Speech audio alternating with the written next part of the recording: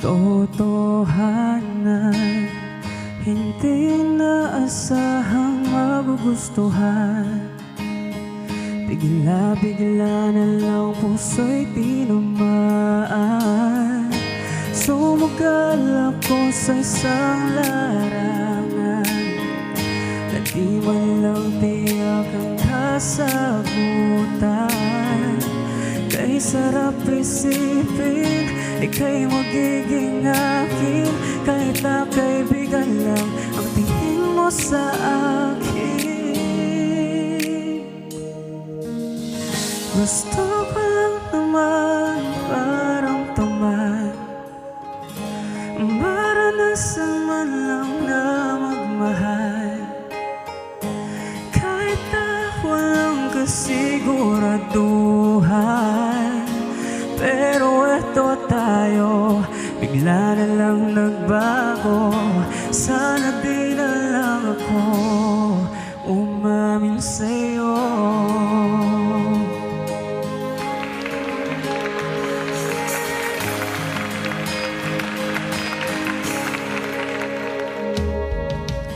Nagmumukmok na lang sa madilim na sulok, inaalala ang bakas ng kahapon, mga alaalang nagbibigay saya. Di lubos maisip na wala ka na, kay sakit isipin nagbago ka na sa akin. Sana di na lang ako sa'yo'y umamin. Gusto ko lang naman maramdaman, maranasan man lang na magmahal, kahit na walang kasiguraduhan. Pero eto tayo, bigla na lang nagbago. Sana di na lang ako umamin sa'yo. Nagbakasakali lang naman ako, sana di na lang sinod ang puso. Para sa akin ay hindi nagbago, nagsisisi umamin sa'yo. Gusto ko lang naman maramdaman, maranasan man lang na magmahal, kahit na walang kasiguraduhan. Pero eto tayo, bigla na lang nagbago na lang ako.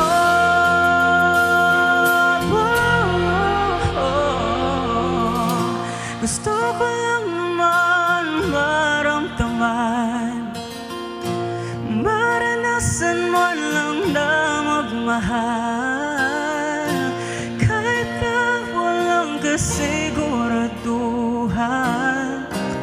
Pero eto tayo, bigla na lang nagbago. Sana di na lang ako umamin sa'yo.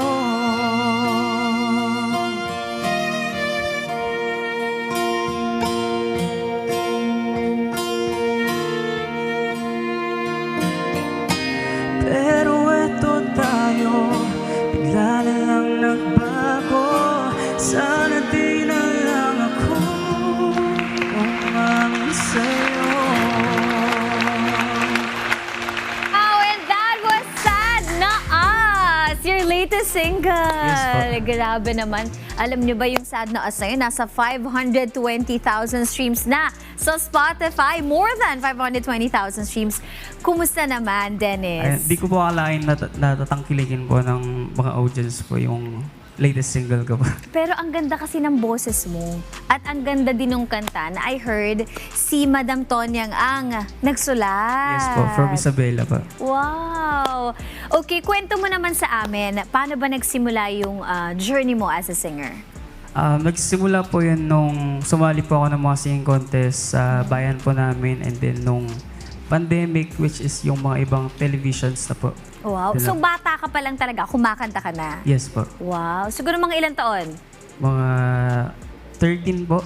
Doon ko na lang po na-showcase sa mas madaming tao po na nakikinig. Wow. Uy, by the way, congratulations dahil meron ka ng almost 250,000 monthly listeners plus may mahigit ka na 1 million naman na streams sa cover mo. Ang galing. Kumusta yung pakiramdam with all these achievements na nakukuha mo? Ayun po, parang na-shock po ako nung parang ilang months lang po yun, tapos biglang nag-boom po kasi yung cover ko. Kasi nung last year pa po ata yung na-cover, and then nagustuhan po ata ng mga madla po. Kaya po nagte-trending po siya ngayon. Oo, napakaganda kasi ng boss mo. Ang lamig-lamig. Pero alam niyo ba mga ka-RSP ha, itong si Dennis ay hindi lang po singer. Aba, isa rin po siyang registered criminologist mula sa Tuguegarao City, Cagayan. Kumusta yung buhay mo matapos kang makapasa dun sa criminologist licensure examination? Grabe po, parang hindi ko po expect na mapapasa talaga ako kasi alam po naman natin na all the boards is sobrang hirap, lalo na po yung pag-criminology kasi more on law siya, more on mga batas, ganun po.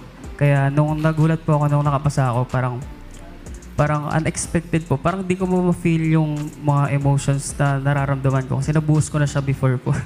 Ang galing naman. Ilang taon ka na nga ulit, Dennis? 24 po. 24, batang-bata na. Kung marami ka pang, may mga gigs ka ba na upcoming na pwedeng abangan ng ating mga ka-RSP?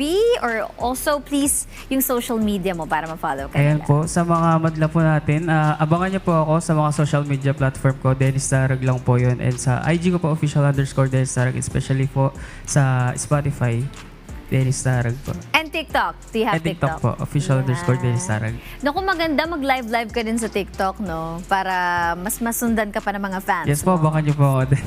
Yun. Maraming salamat sa iyong pagbisita, Dennis Narag. Thank you po.